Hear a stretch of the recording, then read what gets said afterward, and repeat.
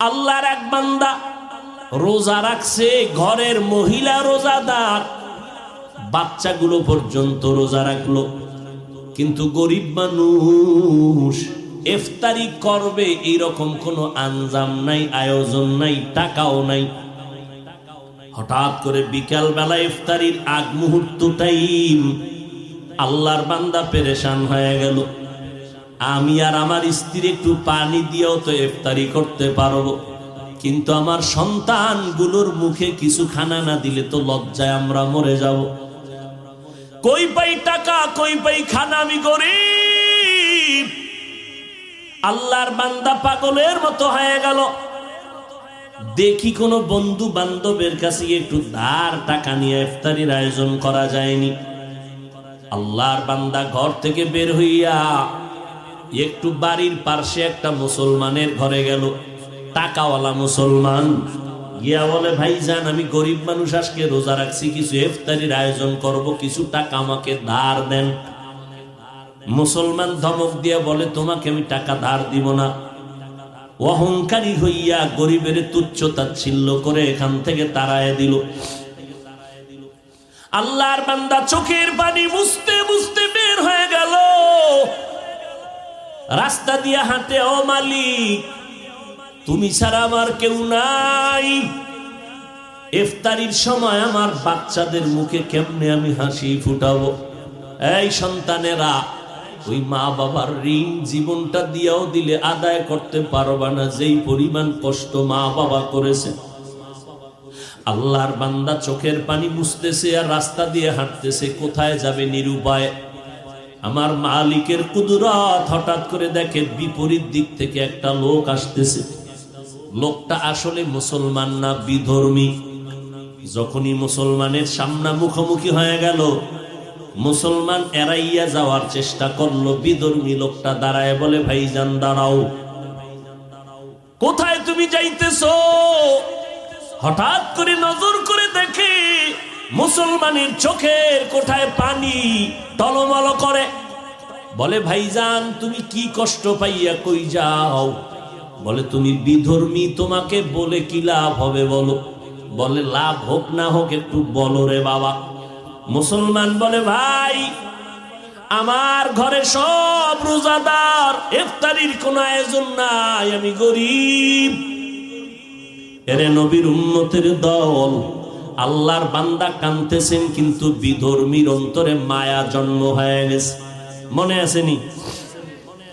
বিধর্মীর অন্তরে মায়া। দেখে বলে, তোমার জাতি ভাই মুসলমান তোমাকে তাড়াইয়া দিছে? বলে, হ্যাঁ। কয়, তুমি যদি মনে কিছু না নাও, আমি তোমারে কিছু টাকা দেই ধার, পারলে দিও, না পারলে দাবি নাই, যাও তুমি ইফতারির আয়োজন করো। আল্লাহর বান্দা গরিব, চোখের পানি মুছতে মুছতে যায়, দ্রুত গতিতে হালকা পাতলা ইফতারির আয়োজন করলো। বিধর্মী টাকা দিল, ওই টাকা নিয়া ইফতারি সামনে নিয়ে দোয়া কবুলের সময় সন্তানগুলো নিয়ে, স্ত্রীকে নিয়ে আল্লাহর বান্দা গরিব মানুষ হাত উঁচু করে আল্লাহর কাছে কান্না করে, আল্লাহ বিধর্মী লোকটা আমাকে ইফতারির আয়োজনের টাকা দিল ধার, আমি দিতে পারবো কিনা জানি না, এখন ওই লোকটার জন্য একটু দোয়া করতে মনে চায়। ও আল্লাহ, বিধর্মী লোকটার জন্য কি দোয়া করব জানি না, মাওলা আমি মূর্খ মানুষ, দোয়া করি তুমি কুদরতের হাতে তার সিনায় ইমানের নূরের বাতি জ্বালায়া দাও। আল্লাহর বান্দা এই দোয়া করিয়া ইফতারি করলো। এরপরে রাতের বেলা আরামে ঘুমায় গেল। মাওলার কুদরত শুরু হয়ে গেল। বান্দার চোখের পানি বৃথা যাইতে পারে না।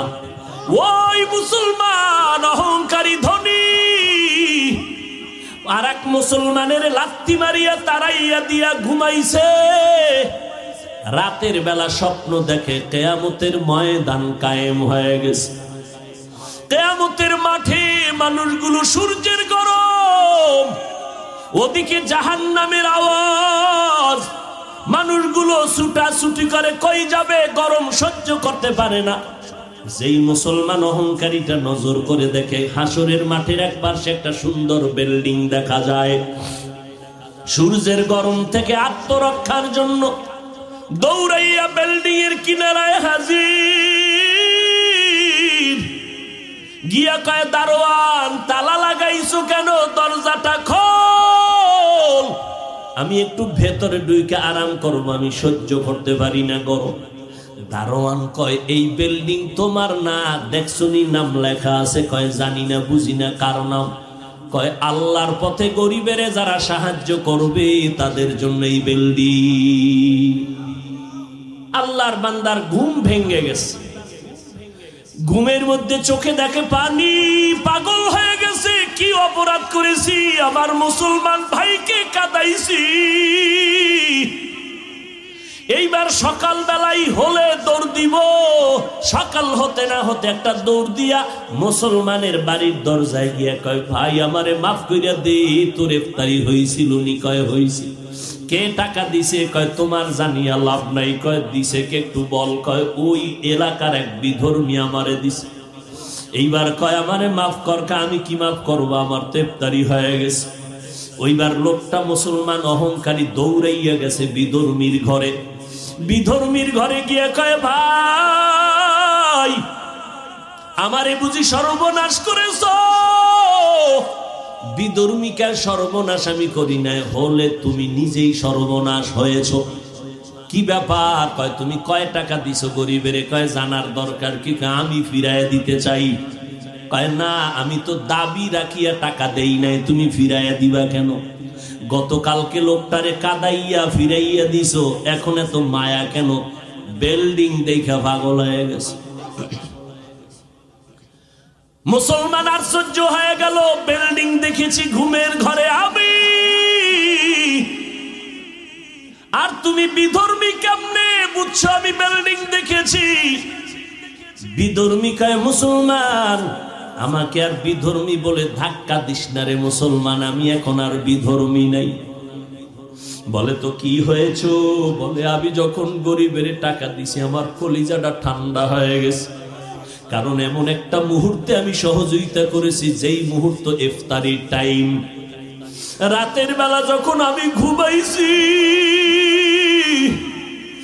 ঘুমের ঘরে দেখি মদিনাওয়ালা নবী হাজির।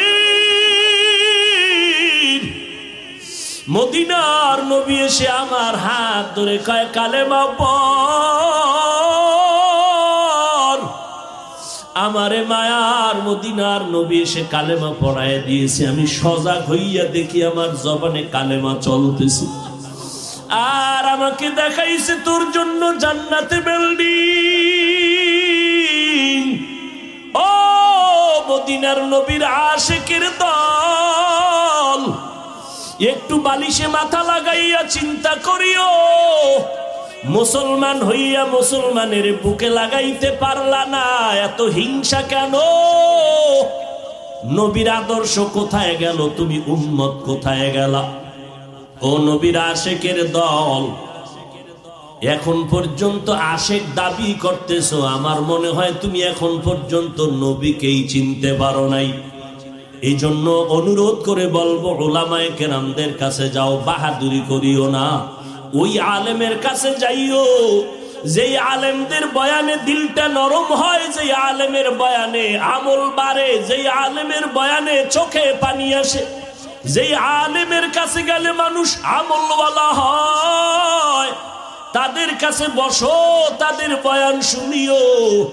2 ঘন্টা বয়ান শোনার দ্বারা যদি তোমার দিনের মধ্যে একটু পরিবর্তনের ছোঁয়া লাগতে পারে, তাহলে তুমি যদি দীর্ঘ বছর আলেমদের কাছে উঠা বসা করো, তোমার অন্তর কেন পরিবর্তন হবে না? অনুরোধ বিনয় অনুরোধ করে বলবো, রে বাবা, আল্লাহর মোহাব্বত অন্তরে তৈরি করো, তওবা করো। পেছনে যত অন্যায় করেছো, কারে জানি কষ্ট দিয়েছো, কার চোখের পানি জানি ফালাইছো, এখনো সময় আছে, তওবা করে নাও।